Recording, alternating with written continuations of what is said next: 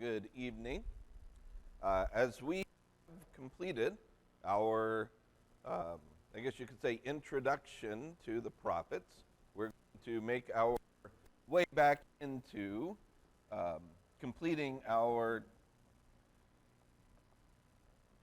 introduction to the Old Testament, run through the Old Testament, I guess you could say review, bird's eye view, however you would want to describe it or talk about it. We haven't done this in a while as we were going through the prophets. So let's make sure that we begin with a review and using this as a time to catch ourselves up with the story as the story progresses. So where do we begin?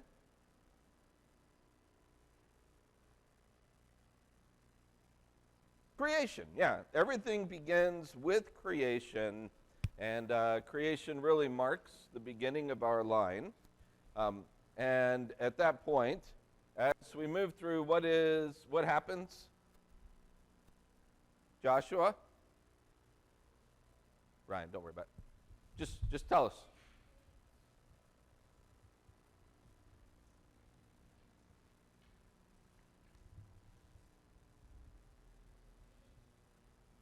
Well, before Cain and Abel, yeah, Samuel? All right, the fall. Where does the fall take place? Yep, give me a book. Genesis what? All right, so Genesis 3, you have the fall that takes place. And remember, that's the term we use. It's not actually a term that's in the text itself, but it's just an easy way to describe it.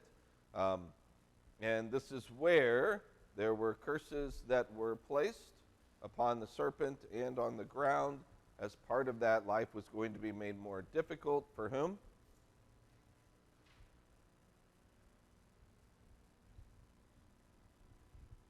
Adam and Eve, right? So the first two humans, Adam and Eve. And this is the first time that we have a picture of what? Genesis 3 just is a huge moment because it tells us about what?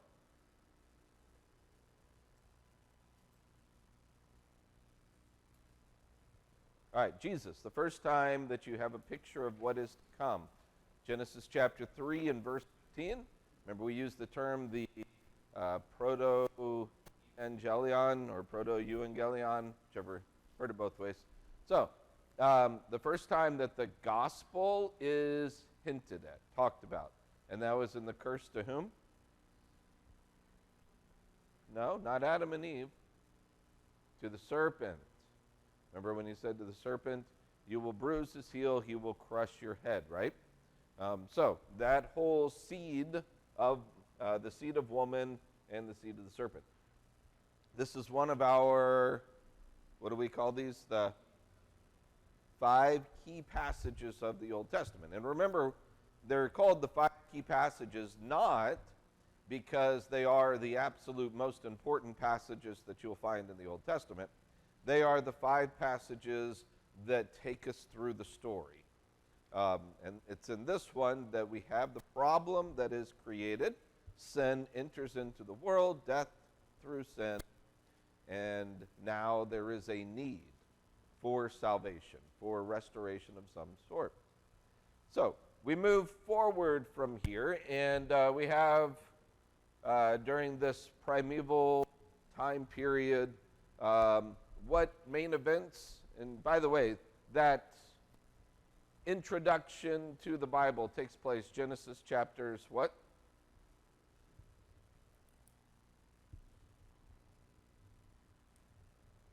Close, not through 12. 11. It's through 11, but chapter 12 is where we take the next step, right? Joshua, can you tell me something that takes place in Genesis chapters 1 through 11? Okay, Cain and Abel is the very next story. It's actually connected to the story of Adam and Eve. It's part of the same story structure that you have. Anybody remember the fancy word that we used for throughout Genesis? and then it's actually used just a couple more times outside of it.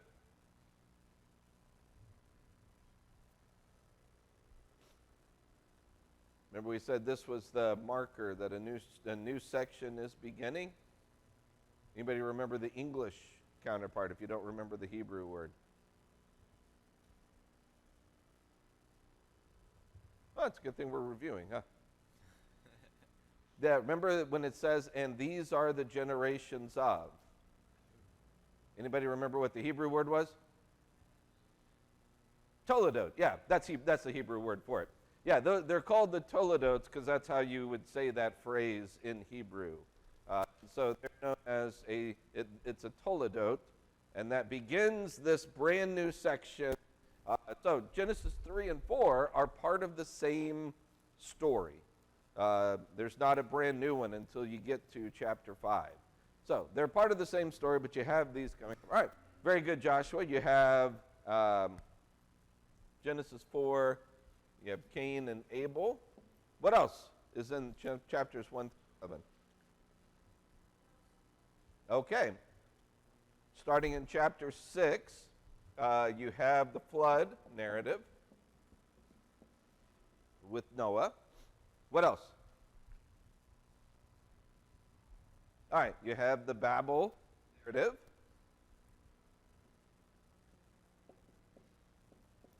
And then interspersed throughout all of these narratives are what?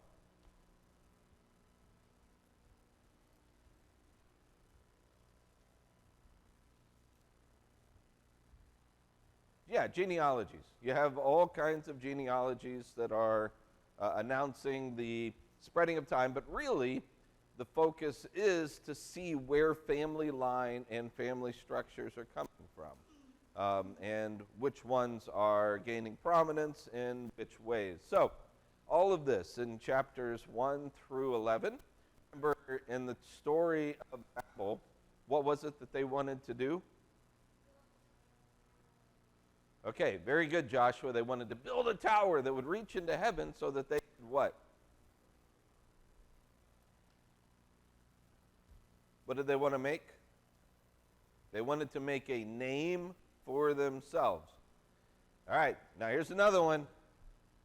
Anybody remember what the Hebrew word for name is? Shem. Very good. You guys remembered that one. Why is that important?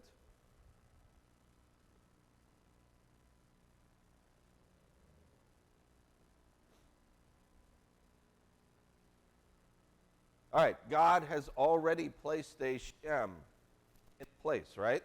He already has his line. And Shem's genealogy occurs twice, and it's on either side of the Tower of Babel narrative. And so it's really stressing the idea God has his Shem, and we want to make a Shem for ourselves, and God's like, no, I've already made my Shem. And then that line, and there in chapter 11, to what person? Jesus. To David. Well, that ultimately it is going to extend to Jesus, but not in chapter 11, though. But you are absolutely right, Joshua.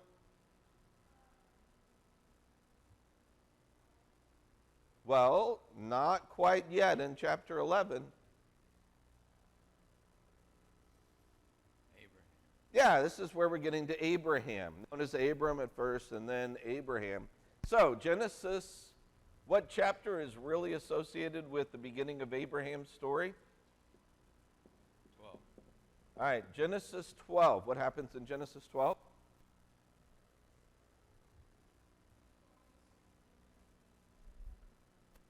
Joshua, very good. You have the three main promises.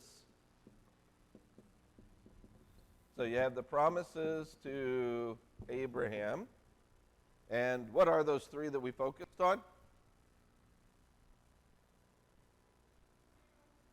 I know. Well, that's okay. You just answered a second ago, Samuel. Okay.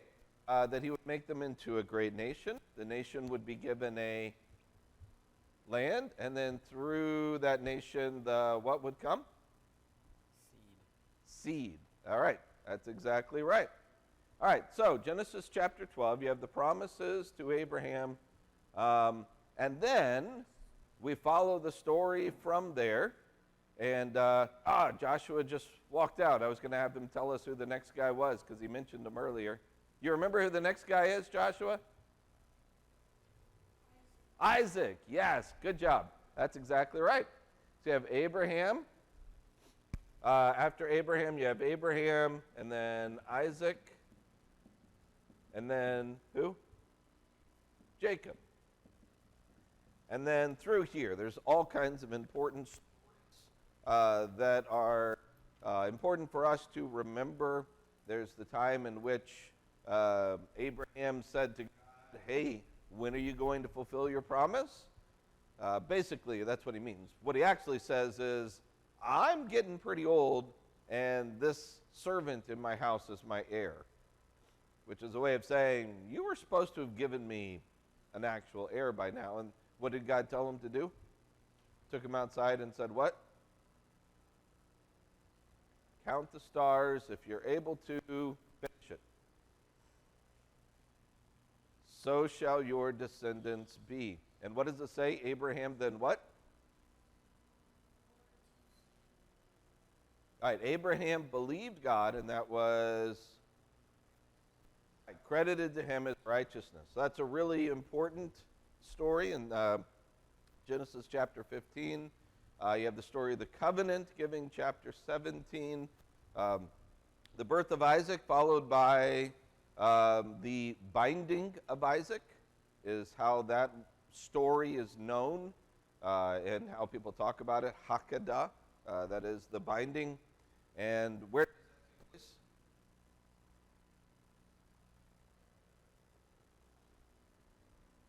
All right, chapter 22. That's where they go out to the land, the mountains of Moriah, and he's supposed to offer his son.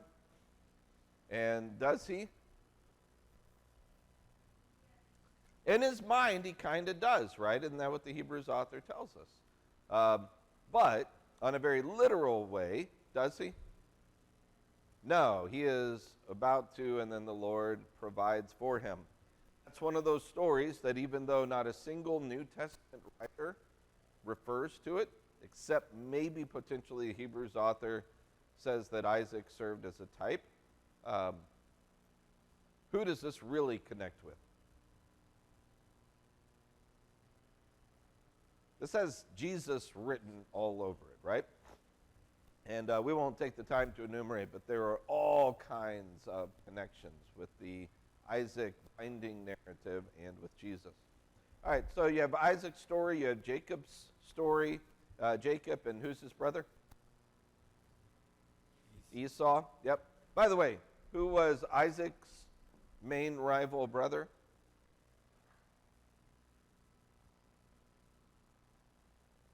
Ishmael, right? You had Isaac and Ishmael, and that caused some consternation and some issues there. Jacob and Esau. And then Jacob, you have all kinds of stories with him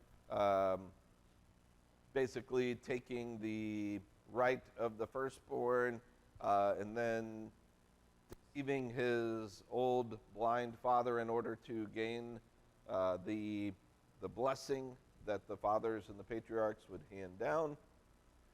But from his story, how many kids does he end up having? Yeah, Joshua. All right, he has 12 sons. Anyone else? At least one daughter, Dinah. So we know you have the 12 sons, at least one daughter. She plays an important part in one of the narratives. But you have these 12 sons, and with Jacob, as he is returning back to the land and about to face his brother, something happens throughout the night. What does he do? Okay, he wrestles God in the form of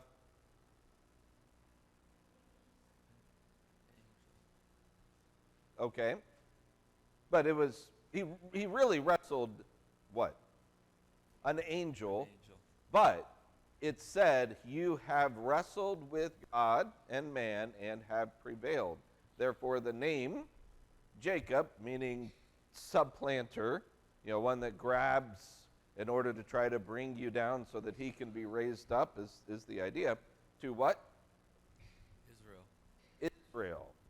This is where Jacob takes the name Israel, which is pretty important for our historical discussion. And Israel, one who strives with God, is kind of the idea. All right. So then we follow the narrative. Who has the really large narrative at the end of Genesis? All right, Joseph. Joseph's story is told, and we're familiar with his story with his brothers, and how he is sent down to Egypt, his relationship with his master Potiphar, master's wife. He goes into prison, and eventually what happens?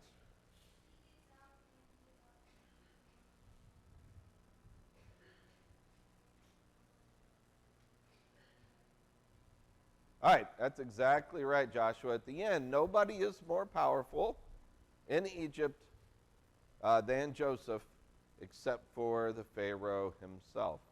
And that's when the brothers end up having to come down. Remember, this all came about because of the dreams, the feasts, the 7 years of plenty, 7 years of famine, and them needing food. So all of this plays out so that by the end of Genesis, where is Israel? They're down in Egypt. They are basically enslaved. At the end of Genesis, they are enslaved in Egypt. All right, story continues into the Exodus. And now who takes center stage? Hold on, Joshua, let's let one of these. Who's the main guy in Exodus? Moses, that's right, very good. So, we follow the story of Moses. We're going to truncate, I guess, all of this. Basically, he does what with Israel? All right, brings them out of captivity by God's doing what to the Egyptians? All right, you have the plagues. How many? All right, 10 plagues. And what was the 10th and final one? Hold on, Olivia. Yep.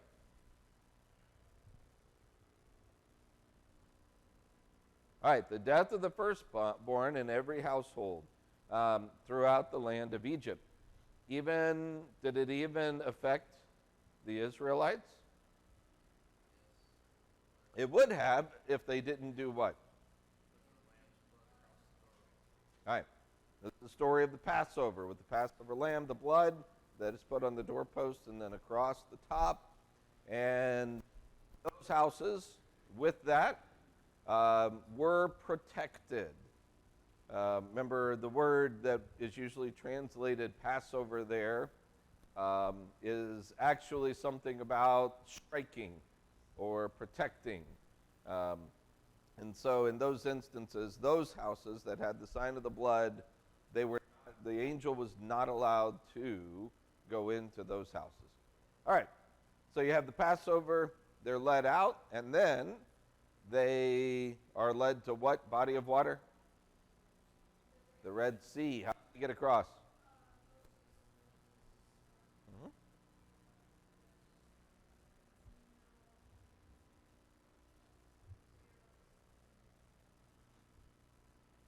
All right, so Moses puts his staff out. What do the waters do?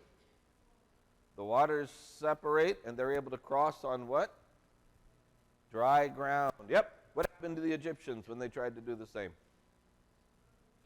Not good stuff, right? So they get across, they're saved. Then they are, after a few moments of testing, a little battle with Amalek, they're led to what mountain? All right, they get to Sinai. And what happens at Mount Sinai? Not the 10 plagues. You got 10 is correct there. Okay, the 10 commandments. Yeah, you had 10 in your head there, but that's right. So you have the time of the 10 Commandments that are given at Sinai. Remember, God said, you will be a, what for me? Okay, well, he talks about them being a nation. All right, a kingdom of priests and a holy nation. He's saying your job is going to be to serve as God's priesthood to all the other nations, right? So they become a priesthood for the rest of the nations. That's in chapter 19. In chapter 20, the 10 Commandments are given, followed up by the Book of the Covenant, 21, 22, 23. And then in Exodus chapter 24, what do? Not quite yet. All right, in Exodus chapter 24, they enter their covenant. All right, how did they enter into a covenant? Not quite yet. The blood gets sprinkled on. Okay, so they killed a couple bulls. They took the blood and they sprinkled the blood on what? Sprinkled half the blood on the altar. What about the other half? On the people. On the people. Why'd they do that? What does the blood basically do? Yeah, it seals the contract. It's their way of signing the contract so that they are in a covenant relationship with God. At this point, they become not just simply a bunch of people who happen to have the same great granddaddy. Now they are a nation before God. What is the very first thing that God tells them to do now that they're in a covenant relationship?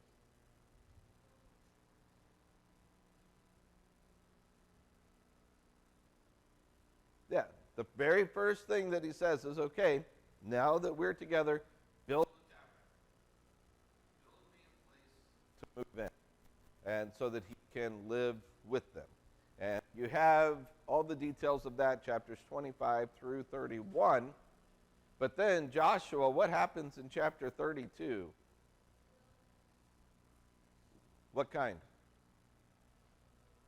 That's right. In chapter 32, Joshua says they create a golden bull or a golden calf. Yep, and they use it to worship whom?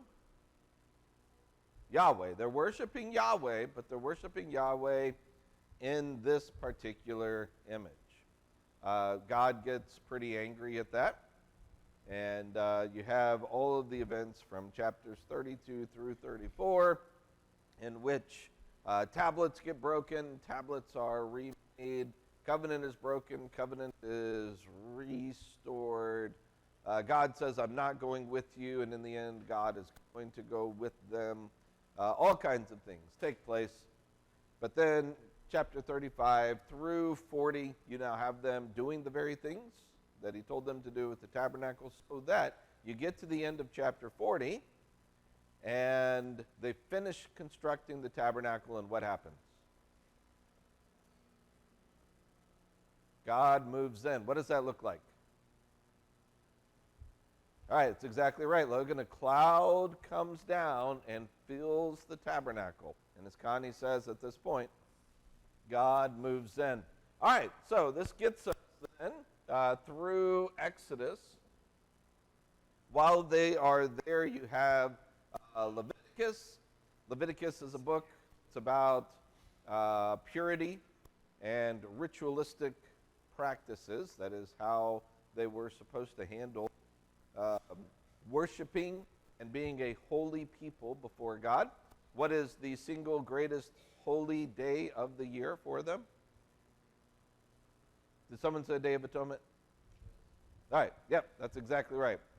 The Day of Atonement, which is right smack dab in the middle of Leviticus. And so that day outlines how they have their sins, in a way, taken outside the camp. All right. Leviticus, Numbers about midway through Numbers, they finally leave Mount Sinai, and they start heading out. It's around chapter 11 or so, 11 and 12. They start to head out. God takes them up to what city, place?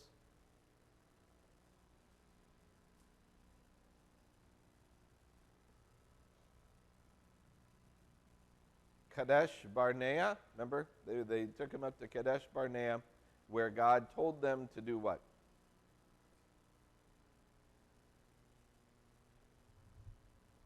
Build an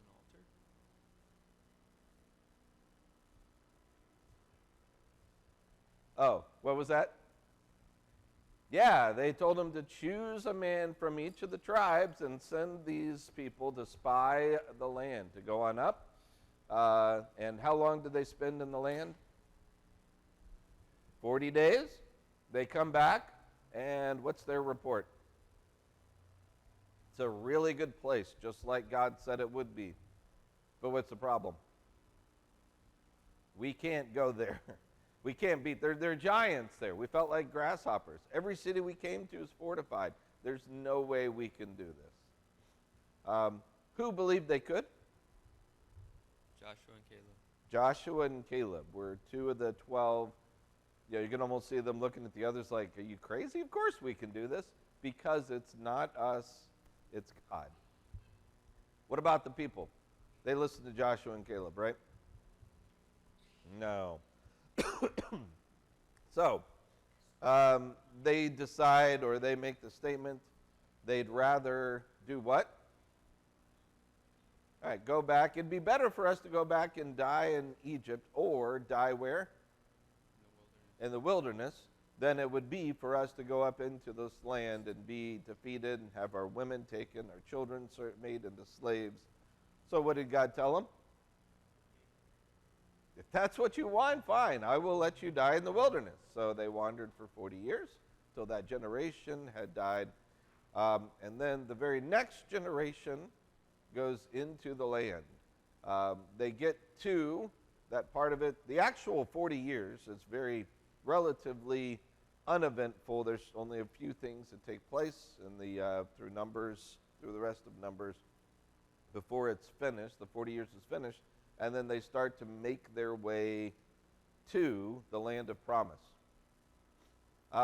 When they get to the plains of Moab, before they're ready to go across the river and take the land, who gives his farewell address?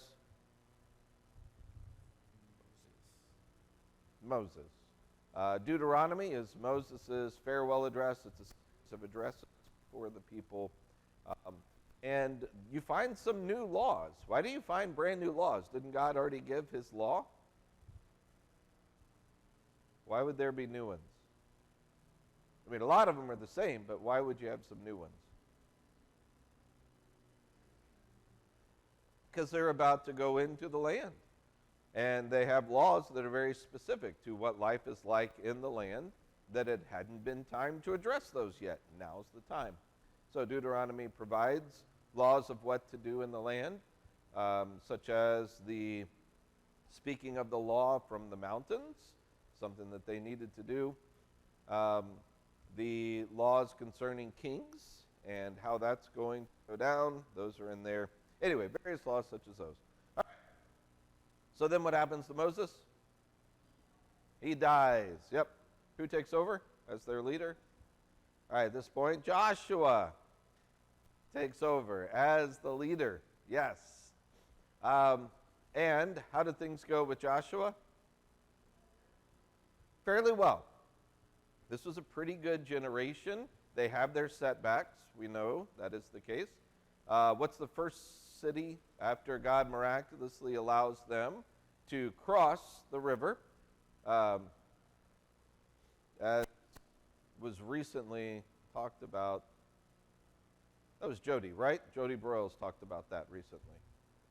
And the stones that were set up as a memorial for when they crossed the river miraculously.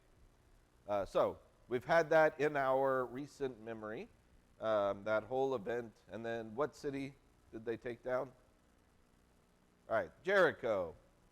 by a great military plan?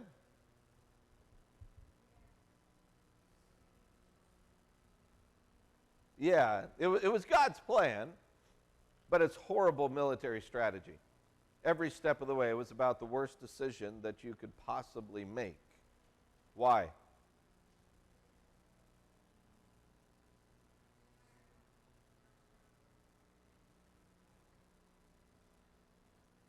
Yeah, I mean, you know, their whole strategy, the end strategy is walking around the city.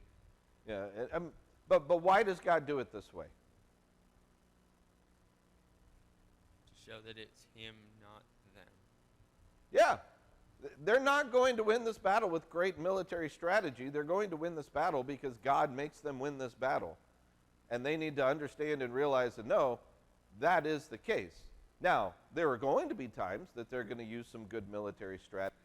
You see that in the second battle at Ai that takes place where you have a full of feint maneuver and going around and other stuff. So it's not like they never use or don't understand any concept. But in this one, the orders that God gives, every step of the way, it's not a very good decision. Whether it be crossing at flood time, waiting until after you've crossed and pinned yourself in before you celebrate the Passover, or circumcise every male and leave yourselves completely wholly undefended and unable to fight for at least a period of 3 days, as we know from the story with Shechem.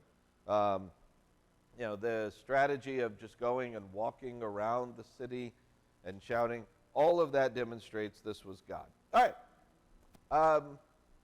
So they conquer through the middle. We had the situation with Ai where somebody took something that was under the ban, devoted to destruction. Who was that? Achan, at the Battle of Jericho. So the very next battle, they actually got defeated when they shouldn't have. They found out the culprit, found out what happened, took care of it. They go back. Second battle at Ai is highly successful. Then they are tricked by the Gibeonites, and they enter into an alliance because they didn't do what? It's exactly right, Joshua. They didn't inquire of God. I mean, it specifically says that. Because they didn't inquire of God, this is what happens. But because of their relationship with the Gibeonites, when the Gibeonites come under attack from an alliance of kings from the south, what do the Israelites do? They defeat that alliance. And after they've gone basically across the middle, they've taken care of the south, now it's time to do what? Go north. And there's an alliance of kings in the north that have banded themselves together against them at Hatzor. How does that go?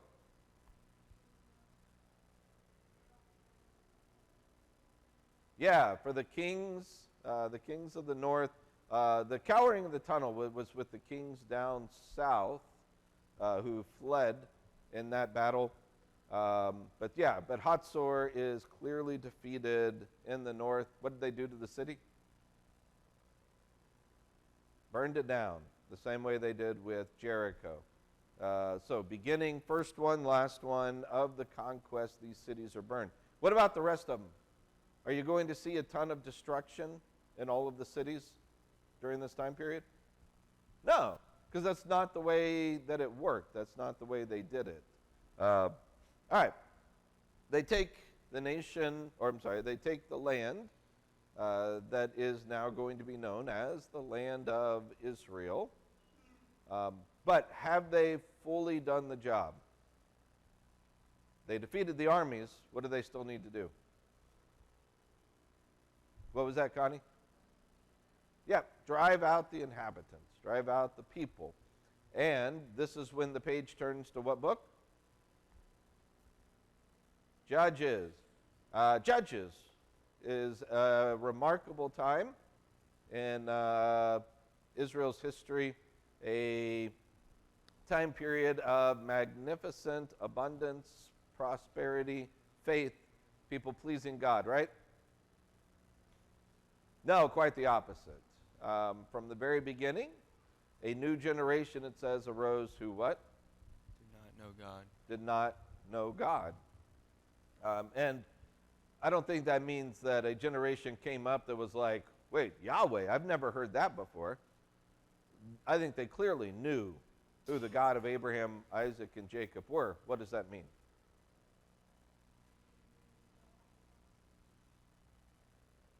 There was no relationship with Yahweh. They didn't know him in that intimate kind of way that is so important. All right, so this brings us then, I guess I haven't been keeping it up here. You have the time frame of Joshua, followed by the time of the judges. Who were our main judges?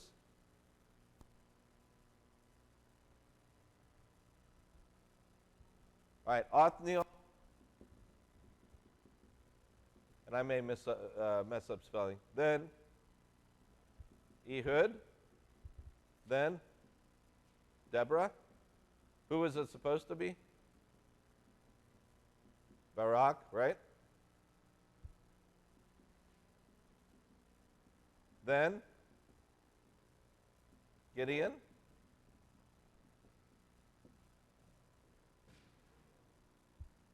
Nice try. Yeah. Yeah, not Abimelech. Abimelech is not a judge, right? Y'all remember that one, right? Strike his name from your list of judges in your head. Yes. Who's the next one? Jephthah. And then everybody's favorite?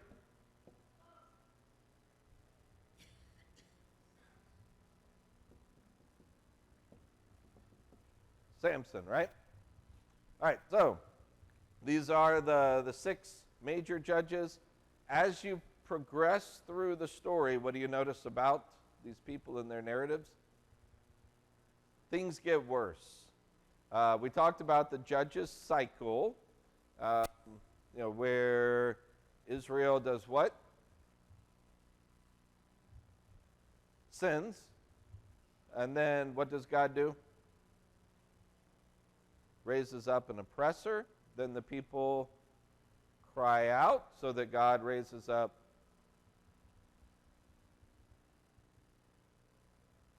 a deliverer, and we call those deliverers the judges, right? Raises up a deliverer, and then they have what? Peace for a certain number of time until what happens? Until they sin again. Until they sin again. Lather, rinse, repeat. Just kind of goes over and over. And we realize that we're not watching just the same pattern with the same people over and over. Some of these are on top of each other, chronologically, just in different areas. There's going to be overlap and things like that. But the way that the narrative, the way that the story is told, things get worse so that by the time you get to the very end, it's not just a cycle, it's kind of a spiral where we go downhill. And I think I said before, a good way to think about it is a toilet bowl, right? That things just get worse the lower that you go, and you really just want to do what with it? Flush it all out. I mean, that's kind of what happens through here. Judges ends with a series of narratives, 2 main narratives at the end. They both begin with what phrase? I mean, generally speaking, towards the beginning. There was no king in Okay, Israel. There's no king, and what? Everyone does what's right in his own eyes. What other phrase? All right, there was a man in the hill country of Ephraim, right? So these are all about that phrase, though, that Ryan said, in those days there was no king. Every man did what was right in his eyes. This is a phrase that is really important. The being right in his eyes. This is throughout the Judges. You've seen this in various times. The importance of looking at things that are right in God's eyes as opposed to what's right in our eyes. This really goes all the way back to the garden, where Eve did what was right in her eyes, that she saw that the fruit was good and was right in her eyes, is kind of the way it's there. So, whole phrase encapsulates the time of the judges. I don't want to recount these stories, but some really horrible things take place at the end of Judges, and we then turn the page into what book? Yep. Good job, Joshua. Yep, as we make it through the time period of the Judges, we flip the page into Samuel. And what Joshua said is that it begins with the same phrase that we found in the last two narratives in Judges. There was a man from the hill country of Ephraim, which if you're just reading straight through, you're conditioned to thinking what? Yeah, bad news. Those were bad stories that begin that way. Is this one bad news? No, because now we're moving towards hope. So the introduction of a man named Samuel, and this is his origin story at the very beginning. And ultimately, he is going to be responsible for doing what? Coordinating Saul. What's that? For crowning Saul. Try again. Anointing Saul. Okay, anointing just Saul? And David. Yeah, he's the first kingmaker, basically. Remember, Judges, there was no king, so everyone did what was right in his own eyes. You flip the page, and the one who anoints the first kings over Israel is Samuel. So he begins his whole story serving with, even though he's from Ephraim, serving with the priest. Who's the priest?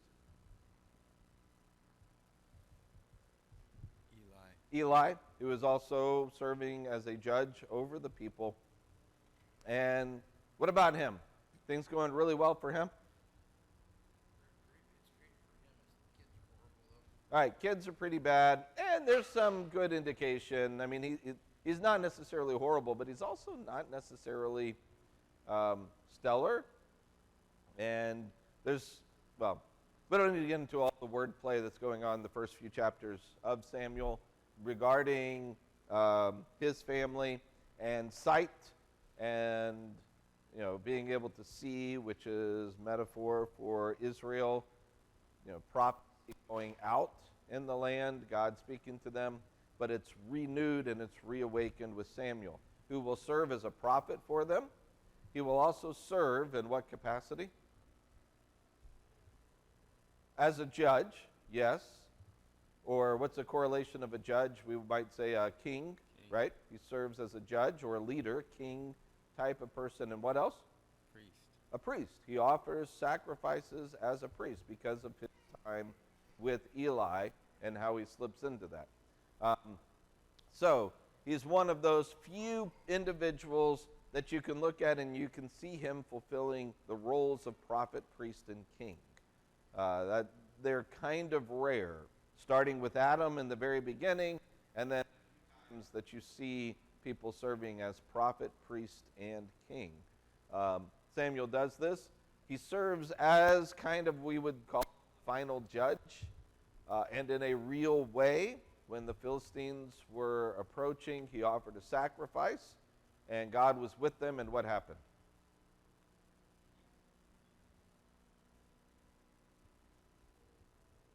No?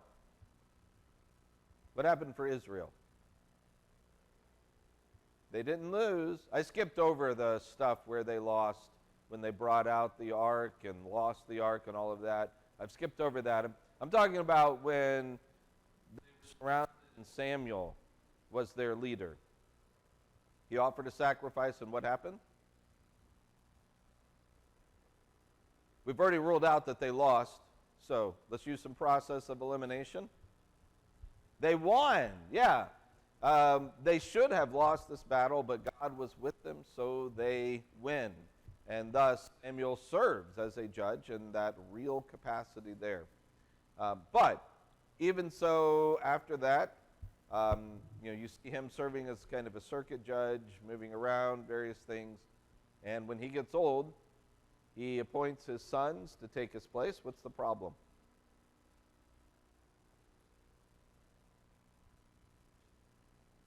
They're wicked. They accept bribes. They're not the kind of people that you would want to be the leaders. And the people, I think rightfully, reject it and say, no, that's not what we want. We don't want your sons to be our king or our leaders over us. But then what did they demand? They demand a king. Finish that statement. A king like the other nations. Very specifically, it seems, what nation?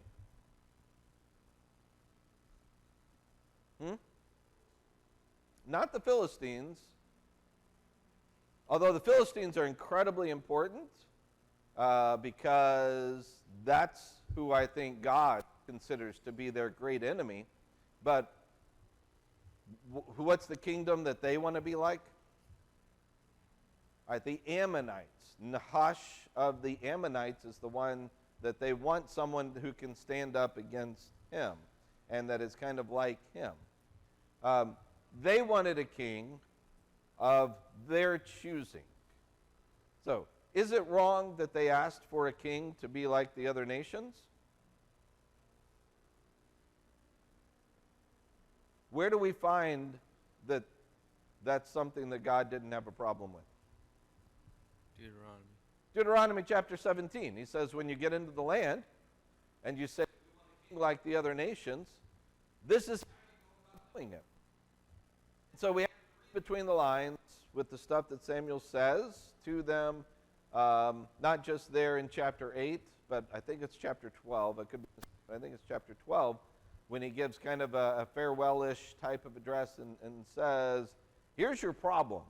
And your problem is that you wanted someone to stand up to Nahash of the Ammonites, and you didn't come to God and say, hey, God, we want you to appoint us a king of your choosing so that we can be like the nations around us. What does God tell Samuel that they've rejected?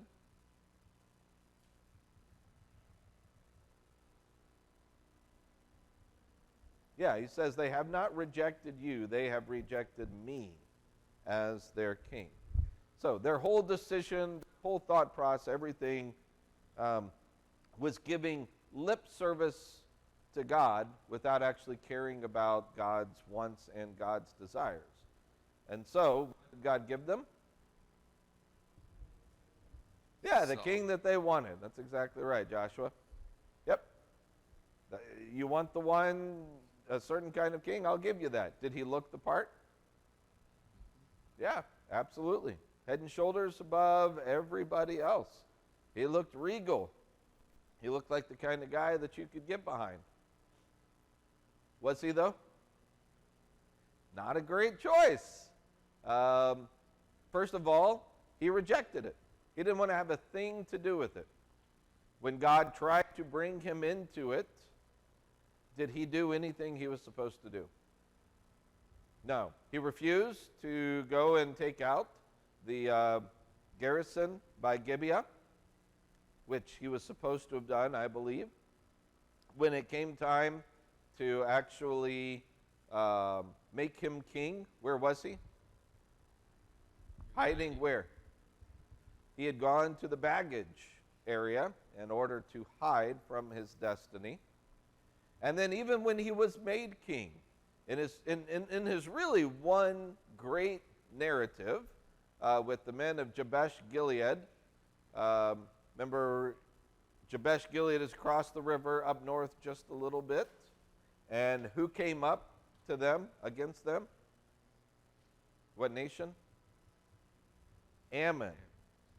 That's important, right? Nahash, the king of Ammon, came up to Jabesh Gilead and said, look, you are now ours, and we're going to bring you all out and pluck out an eye and make you our servants.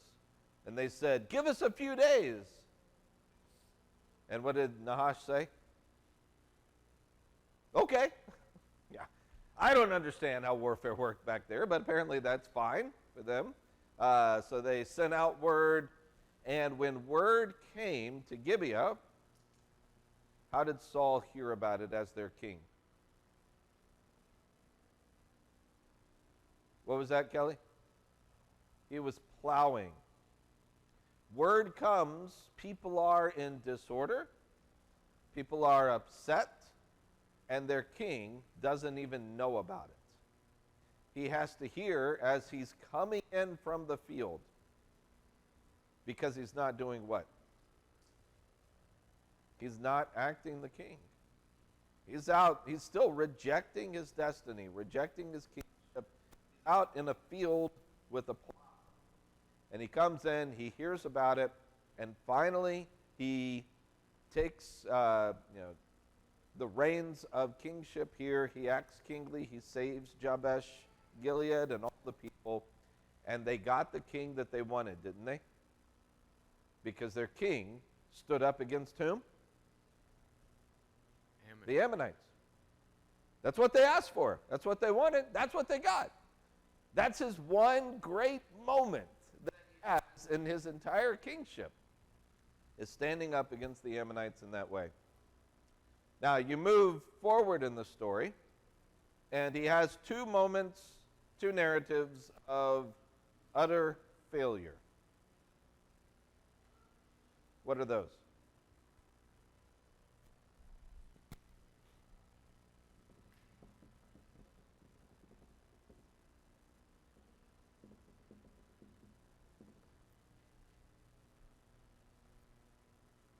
What are those? Okay, give me Josie said, offering a sacrifice. What chapter? Someone say 13? Okay, all right, chapter 13. He offers the sacrifice when he's not supposed to. And this is where God, through Samuel, tells him that what?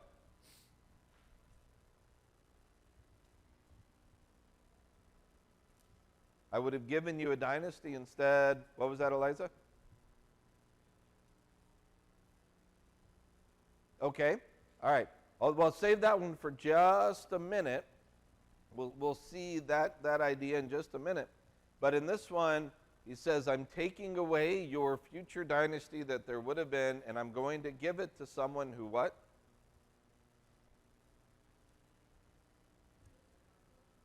All right, a man with a heart like mine.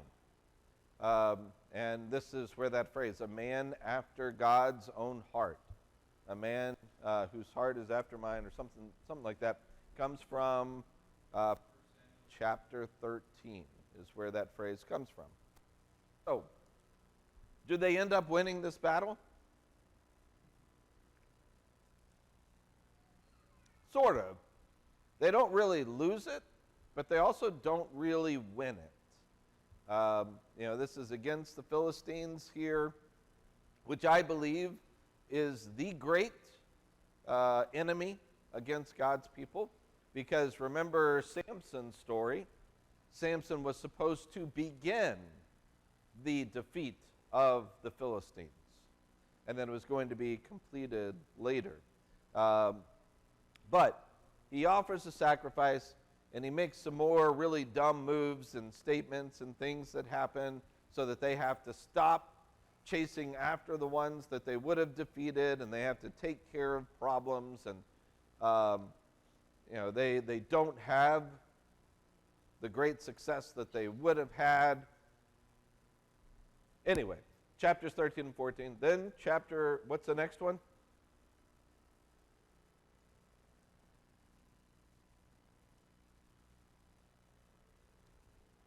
All right, chapter 15.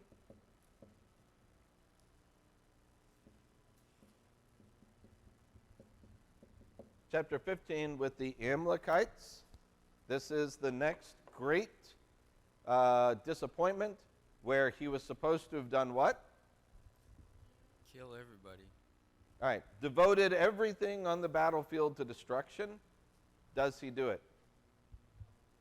No. And therefore, this is what Elijah said just a second. He says, I'm taking away from you and giving it to another. So next week we will continue this review as we begin with the one that this was taken from Saul and given to. And I know you guys are in high suspense. Who could that possibly be that was the recipient of the kingdom, right? Nobody knows. We'll find out next week, right? All right. Any questions or comments before we close this up? So I think it's a good review. I think it's good that we're doing this, reminding ourselves before we jump into new territory. All right. Thanks a lot, guys. We're going to turn this over to Richard.